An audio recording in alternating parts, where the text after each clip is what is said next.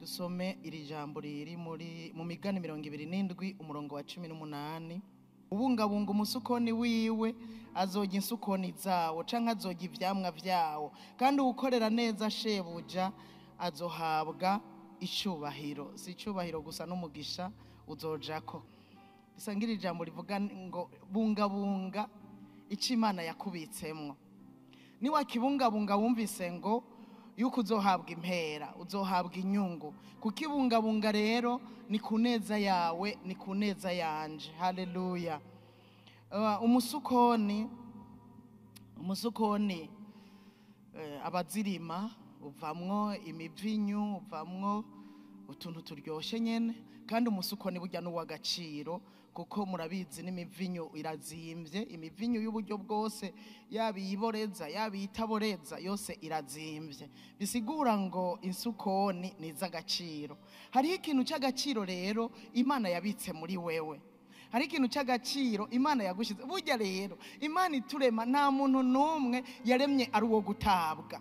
Nta numwe. Twese turaba agaciro imbere y'Imana. Nubwo hari igihe dusuzugurana ukamenga uwo muntu ntacyo ashoboye, ukamenga uwo muntu ntacyo amaze, ariko umuntu wese Imana hari ikintu yamubitsemwo, kandi icyo yamubitsemwo ni icy'agaciro.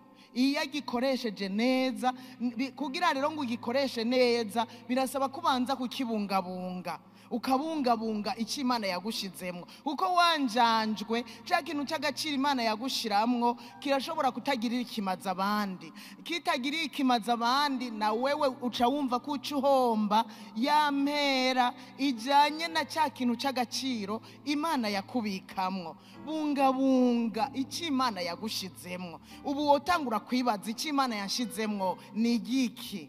Ni igiki? Mbega ni ukuvuga ubutumwa bwiza, mbega ni ugusenga.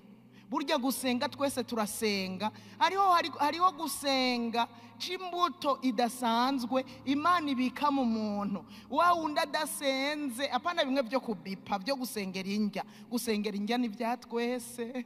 Gusenga n'imiburiburi ni munota umwe canke ibiri tugiye kuryama ni vya twese. Ni vya twese. Ariko hariho gusenga k'umuntu atagira amahoro, atavyutse, atateramiye igihugu, hariho abantu muri twebwe hariho igihe avyibuka akavuga ngo zigama igihugu pointre, ariko hariho n'uwundi avuga agenda yikoreye igihugu ku mutwe, akagenda yikoreye ishengero ku mutwe, akumva arafise imitwaro, avyutse mu gatondo akavyukana imitwaro, yirigwa ku muranga akumva afise imitwaro, mwijoro akumva afise imitwaro, akumva arageze igihe adashobora kurya. Hariho ibintu abona bitariko biragenda neza, abona bafise imbuto muri bo yo gusenga.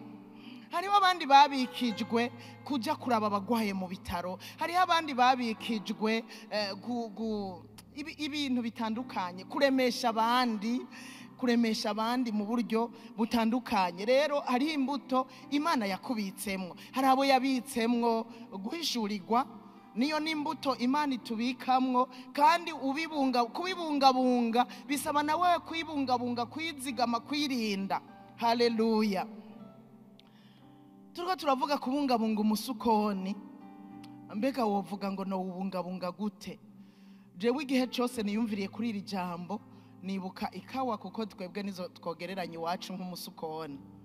Ikawa iwacu hariya Ingozi hariho n'abandi bazirima, mugabe iwacu ndazi ko tuzirima cyane, kandi no mu nzu kwa papa arazirima cyane. Papa rero yaraza agaciro k'ikawa. Burya umuntu aza agaciro k'icyo Imana yamubitsemwo niwe muntu akibungabunga neza. Yaraza agaciro k'ikawa ku buryo ku mutumba papa kubera yaraza agaciro k'ikawa, nawe yacararonka amafaranga menshi. Mugabo nawe yazifata nk'umubebe.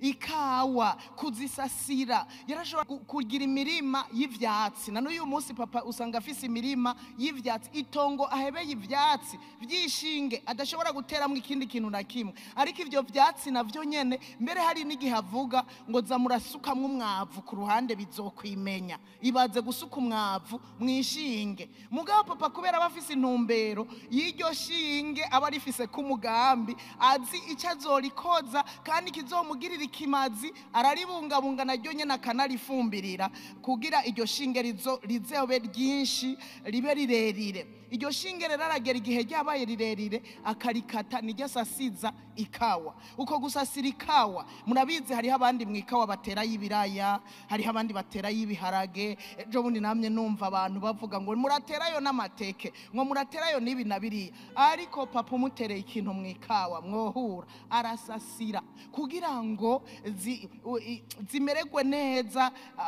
Imvura iguye amazi agiyemwo ntibihute kuma, ya mazi ntagende n'ingoga kuko murazi ko amazi atumuka, ntagende n'ingoga canke inkoko zisuragura naho zosura mu vyatsi papa aba yasasiye ntizishobora gushikira musi ngo usange zasuraguye hariya mu mwavu wegereye ikawa.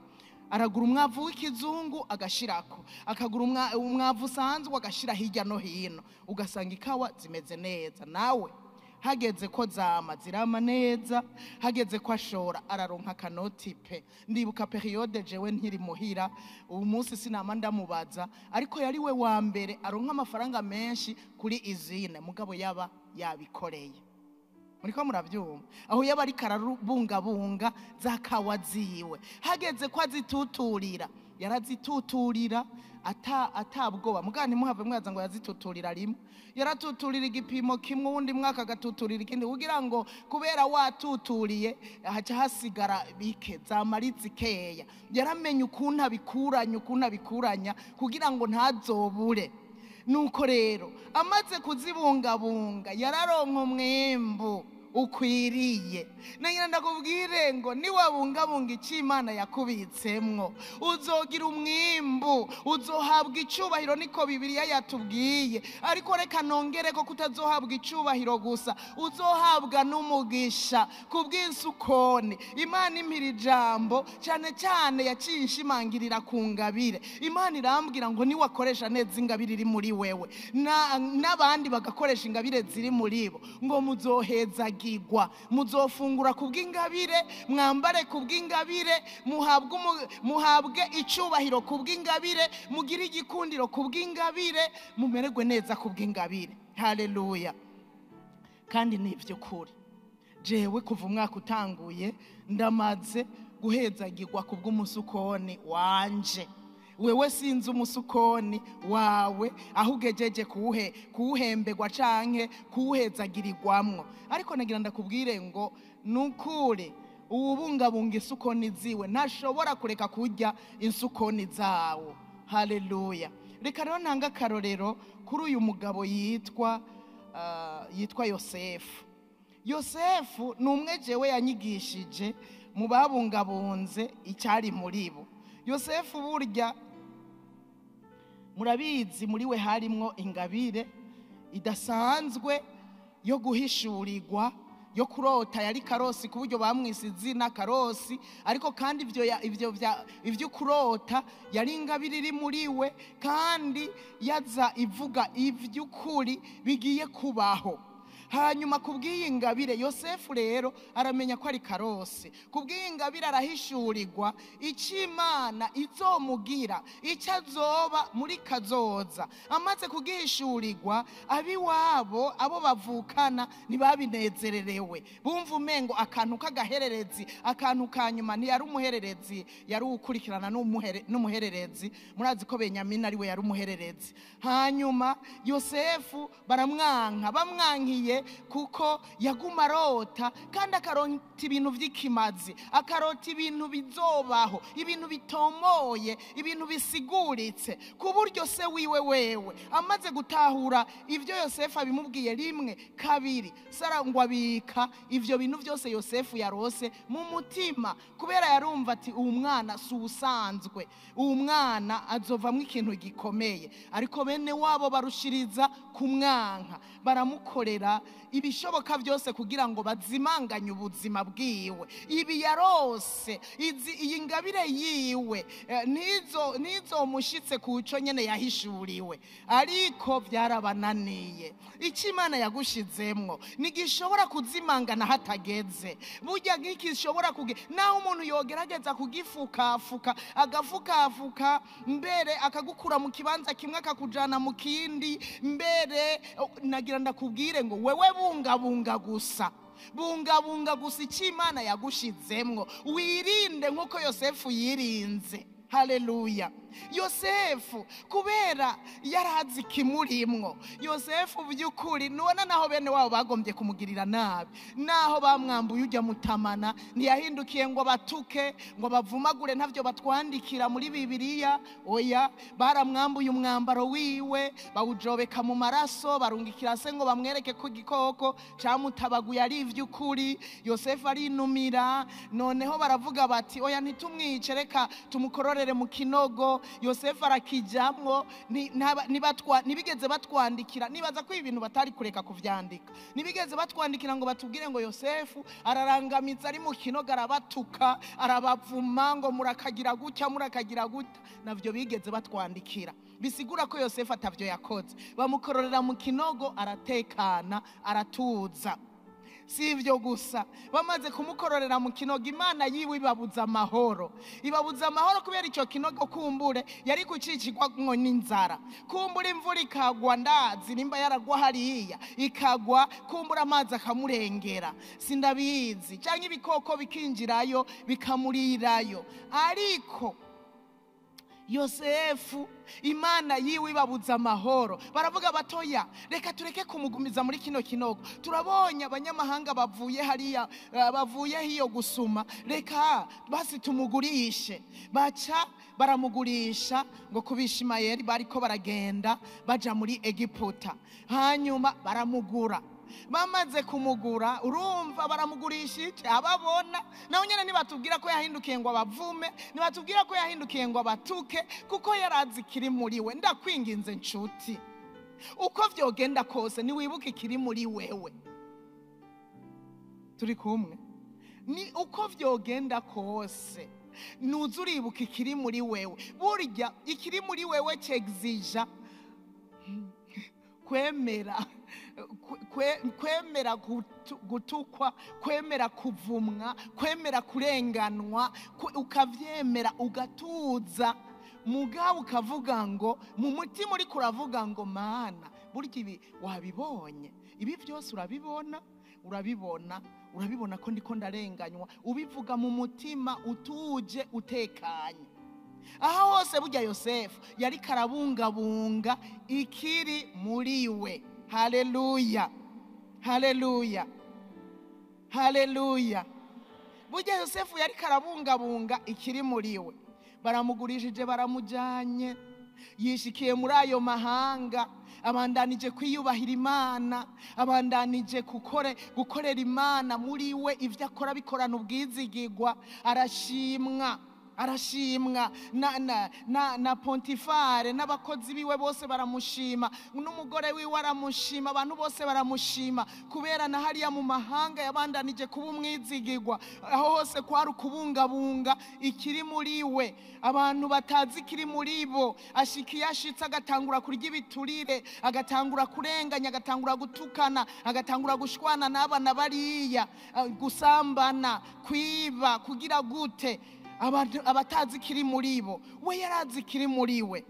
Aratuza bumwizigirwa mu kigo kwa Pontifare, baramushima pe, bituma agira igikundiro. Buryo umuntu w'umwizigirwa aragira igikundiro, bituma agira igikundiro. Amaze kugira igikundiro, kuva ku nyiri serugo na inarugo n'abakozi bose baramushima. Kandi rero ubwo bwizigirwa buca butuma agira ikiganza ciza, ivyo akozeko bigahezagirwa, ngo imirima irarumbuka, ibitungwa byo mu muryango biravyara ibintu ngo bigenda neza. Pontifare kuva Yosefu hashitse ibintu vyiwe biragwira, agira umugisha, abakozi acamwegurira vyose, ati ubu rero ni uzotunganya vyose, abakozi bashire ku rutonde, ibintu vyose ubipange. Umuntu w'umwizigirwa yemwe nama niyumvira umuntu aronse umwizigirwa. Urazi uronse umwizigirwa umutima uraruhuka, uronse umukozi w'umwizigirwa umutima uraruhuka, umenya ngo ibintu yabitunganije nta cyatakaye, umenya ngo ibintu biregeranye nta bisanzara, umenya ngo abantu arabashira ku rutonde.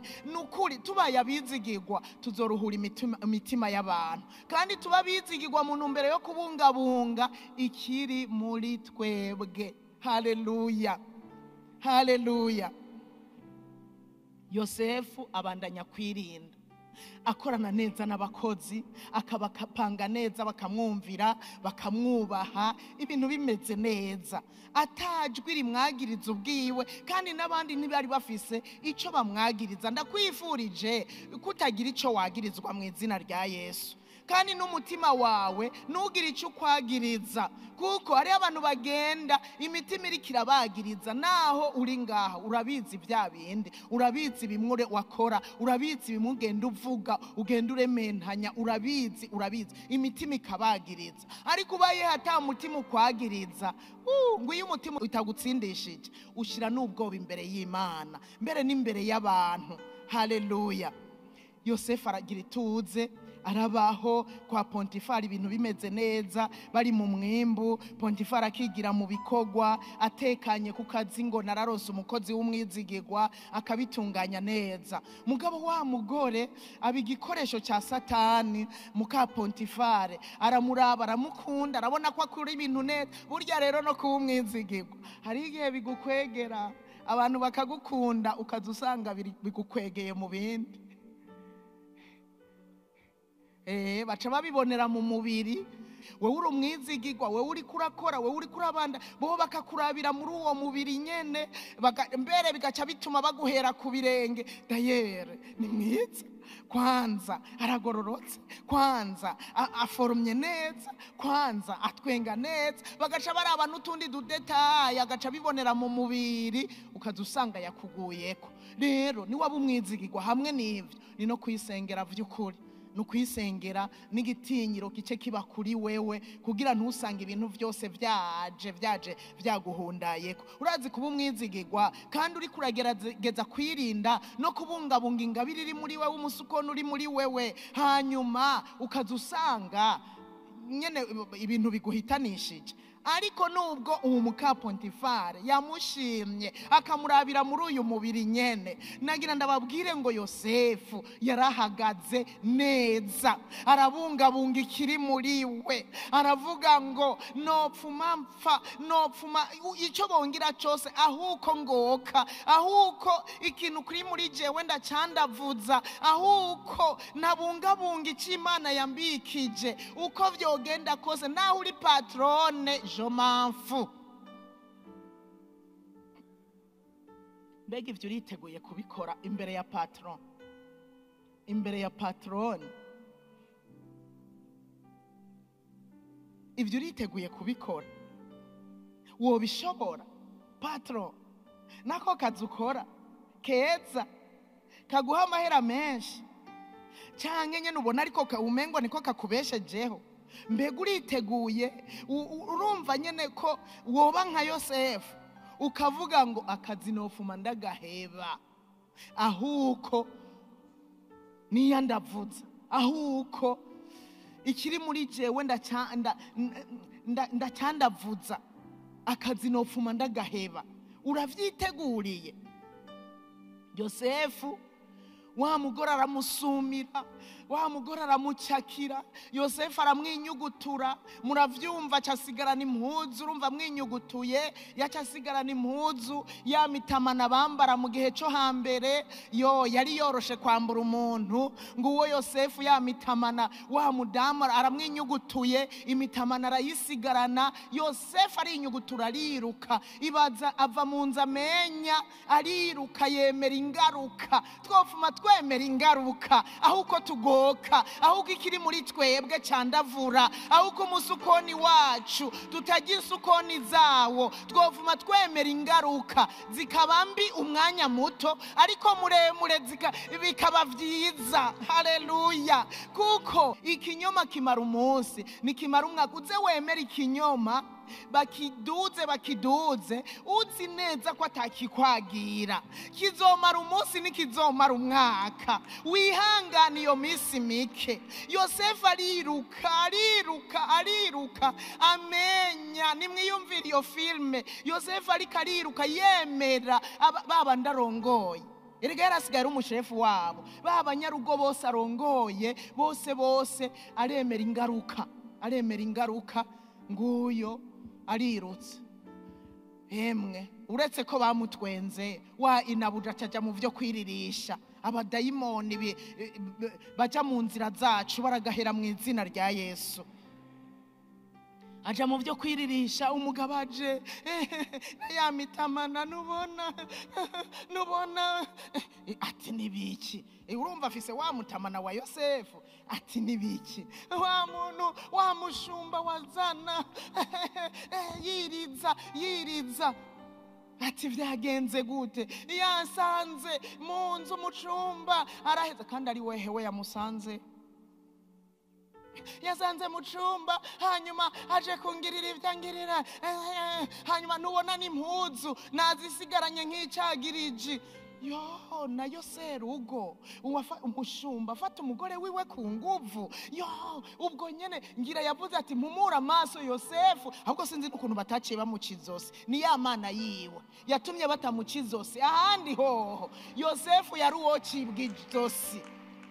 Acha serugo ati mumura amaso mwamushikanye mwibohero. Aja mwibohero. Yosefu ati kazima batanyishe. Niwe butarapfa, ikiri muri wewe nikizoba kirapfa. Ico Imana yabitse muri wewe kizoba kikiri kizima. Utekane, utuze, uba amahoro. Umunsi umwe kizokongera kija habona. Haleluya! Yosefu araja mwibohero yibera amahoro, ko atajwi ryamwagiriza mu mutima. Aba amahoro, abandanya kwibera umwizigigwa, abandanya gukora ivyo bamuhaye neza. Hanyuma na wa murongozi w'ibohero aramukunda. Bwa bwizigigwa butera ko bamukunda no mwibohero. Umurongozi w'ibohero kandi rero burya abantu Imana yabitsemwe ikintu, bakora ibintu neza, bakakora ibintu ku rutonde. Umurongozi w'ibohero ati naza naronka umuntu, aca aramubwira ati ngwa hano ubu kuvubu ndakujeje abantu bose bo mwibohero. Shefu mwibohero burya abantu bagenewe ubushefu no mwibohero baba bashefu. No muri quartier usanga wabaye shefu. No mve Yosefu baramwegurira bo mwibohero, arabarongora neza. Nawe batubwira bashwana bagira gute? Niho abantu barota, abantu babiri bakora ibwami bararota. Imana ituma barota, barose barahangayika. Izi nzozi turoteye rimwe twese twara abakozi b'umwami bigenze gute? Hanyuma bazirota. Yosefu abona bahangayitse nk'abarongoye, arababaza ati namaki, ati twaronse inzozi kandi twaroteye rimwe. Izo nzozi zadusize dukeneye udusobanurira. Agera aho ati hariho Imana izi gusobanura inzozi. Yashaka kuvuga Imana ikorera muri we. Niyavuze ngo ndahari. Ibyo nivyo abibone. Yavuze ati hariho Imana izi gusobanura inzozi, nimuzimbwire. Mugabo acavuga ngo nimuzimbwire, bisigura ngo ni Imana iri muri we. Barazimubwira, arabasobanurira. Uwambere aramubwira ati izi nzozi rero zisobanuriwe imbere yuko iminsi 3 ihera uzoba washitse ibwami, wasubiyeyo ukongera ugaserva umwami. Hanyuma uwundi nawe amurotoreye, aca yibaza, arotoreye mugenzi we aca yibaza ati nanje ni vyiza. Kumbe aca mubwira ati wewe rero imbere yuko iminsi 3 ihera bazogufata bakumanike ku giti, ibisiga bize bikunobagure mu mutwe, bikunobagure bikurya inyama. Kandi niko vyagenze iyo minsi iheze. Ariko Yosefu yari yabwiye wa muntu wa mbere w'umuhe ahereza umwami, aramubwira ati ntuzunyibagire. Uziko nasomye kuri uyu murongo wa 14 yuko wa 15 na 14 na 15 mu itanguriro 40 aravuga ngo maze uzunyibuke niwamara kumererwa neza, uzunyibuke niwamara kumererwa neza, uzontabare ndakwinginze umvugire kuri Farawo ankuze muri iyi nzu. Aca aramubwira rero ibyamubayeko muri make, kuko nanyurujwe nkuwe mu gihugu cy'Abaheburayo, nino naho nta cyaha nakoze cyatumye banshira muri iri bohero. Ariko arisigura ashaka kuri wa wundi ngo azomwibuke niyamererwa neza. Reka sha muzoza wibaza ngo niyamererwa neza azokwibuka, eka navyo yigeze yibuka.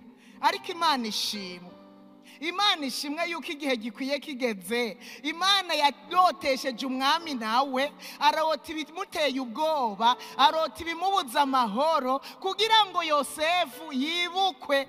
Hanyuma umwami ahangayitse, wa wundi amuhereza aramubwira ati mwami oya reka guhangayika, hariho umuntu umwe nzi mwibohero yatugiriye neza, natwe aradusigurira inzozi zacu, kandi uko yabitubwiye niko vyabaye. Uwo mutumako yo gusigurira. Kandi mugabo uwo muntu yabanje kuvuga ngo ndibutse ibyaha byanje, hariho umuntu kandi yari yambwiye ngo nze ndamwibuke. Ntiyari kumwibuka hataragera. Burya isaha yo kumwibuka yari yiyizi inzozi nyene, aje gukora igikorwa kijanye n'umuhamagaro wiwe. Iyo amwibuka ikindi gihe yari kubwira umwami ati hari umuntu, ntacyo byari kumubwira. Amwibuke gute? Yosefu aca kugwa mwibohero atagisabwe, atarubanza ruciwe. Nja niyumvira muka Pontifare yumvise ngo Yosefu ni wasigaye ari umushikirwa w'amajambo ibwami. Mbega muka Pontifare vyagenze gute? Yaramaramaye kuko yakuwe mwibohero atagisabwe kubera wa musukoni wiwe. Bunga umusukoni wawe, uzogira isukoni zawo. Bunga ingabiriri muri wewe. Ndakubwiza ukuri, uzohabwa icubahiro mu izina rya Yesu Kristo, uzohabwa icubahiro. Yosefu basigara bavuga ngo nta wundi muntu ahari w'umunyabwenge kandi w'umuhinga yoshobora gukora ibintu bizoba bidasanzwe. Wewe kubika ibifungurwa imyaka 7 bizotunga abantu yindi myaka 7 y'inzara. Umwami wenyene niwe yaciye yivugira ati mbega mubona hari uwundi muntu w'umunyabwenge kandi w'umuhinga tworonka? Nagira ndakubwire ngo iki Imana iri yashize muri wewe kizoguhindura umunyabwenge. Abandi babone kuri umunyabwenge, babone kuri umuhinga. Ntuzoce wihinguza, uzumenye yuko wakugize umuhinga ari yaremye ijuru n'isi. Uce bugufi hanyuma ucukora ibyo ubwiwe gukora. Nuzoce wihinguza ngo wigire akatabonetse. Ni Imana ituma tuba abahinga, ni Imana ituma twemegwa. Babandi bose arongoye umwami baca baravuga ngo nta wundi vy'ukuri. Ubwo nyine acagigwa uhambaye. Ndabasomera aya majambo yo mu 41, reka mpere ku 40. Bamaze kusanga ata wundi munyabwenge n'umwe, ku 40 baca bavuga ngo ndaguhaye kugaba urugo rwanje. Na wamweguriye urugo. Hemwe mwavyumvise? Mwumvise umwami? Ndaguhaye kugaba urugo rwanje, kandi abantu banje bose bazokumve icyo uvuga. Ku nganji yanje honyene niho nzogusumba. Abandi birabasha, abandi ushobora kubasumba ugasanga mu yandi majambo yari karavugishwa tushobora kuzosanga wabaye uwa mbere. 41. Kandi Farawo yongeramwo abarira Yosefu ati raba ndaguhaye kugaba igihugu cyose cya Egiputa. Nuko Farawo aca yiyambura impeta yo ku rutoke rwiwe, imukuvuga ikidodo kashe y'igihugu arayimuha. Burya impeta niyo bakubitisha kashe. Ayambika Yosefu ku rutoke, amwambika impuzu zera nziza, amwambika n'umugufu w'izahabu mwizosi, amuha kugendera mu mukogote wa kabiri kuwiwe. bakagenda basemerera imbere yiwe bati nimumupfukamire nimumupfukamire nimumupfukamire. Nuko amuha kugaba igihugu cyose cya Egiputa. Farawo abarira Yosefu ati jewe Farawo ndabivuze, nta muntu n'umwe azogira icyo akora canke ngo agire ahaja mu gihugu cya Egiputa utavyemeye. Murabyumva wa muntu avuye mu ibohero, urumva ngo ntawe uzogira aha cyarukira, ngo nta n'uzogira icyo avuga hemwe, ntawe uzogira icyo avuga n'umwe.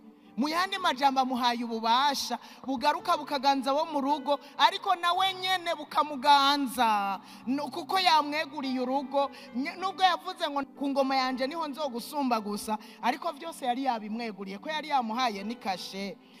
Yosefu rero acatangura kugendagenda mu gihugu yakigabiwe, acatangura kukigendagendamo. Kandi Yosefu ngo yari amaze imyaka 30 nka Yesu. Yatanguye ministere muri Egiputa nkuko Yesu nawe yatanguye ministere yiwe ku myaka 30. Acatangura igikogwa cyo kuganza cyo kwinjira. Mu yandi majambo yinjiye muri ministere yiwe bwite. Imana yari yamuvuze ko bene wabo bavyumva bamugirisha ari kubwiyi ministere nyene. Niyo yari yabateye ishari iyi ministere yari yinjiyemwo yo kuganza, yo kunamigwa n'abantu, akaba ari wagira ijambo atawucaruka atawuvuga atamuhaye ijambo. Hanyuma vyinjiramwo ku myaka 30.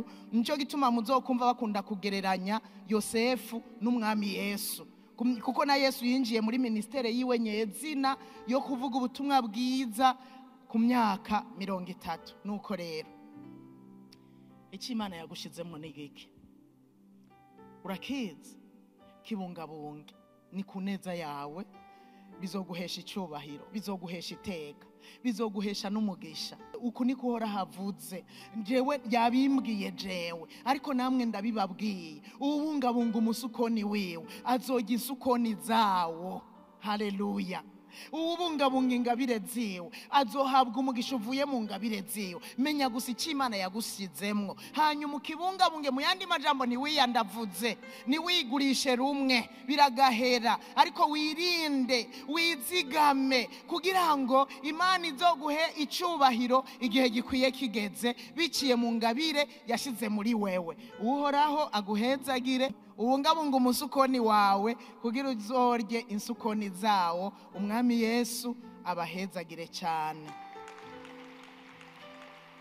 Data wa twese ugira neza, turagushimiye ko watugiriye ubuntu ukagira icyo usize mu bugingo bwacu c'ingabire, aribwo butunzi uzoduhera kumugisha, uzoduhera ko icubahiro.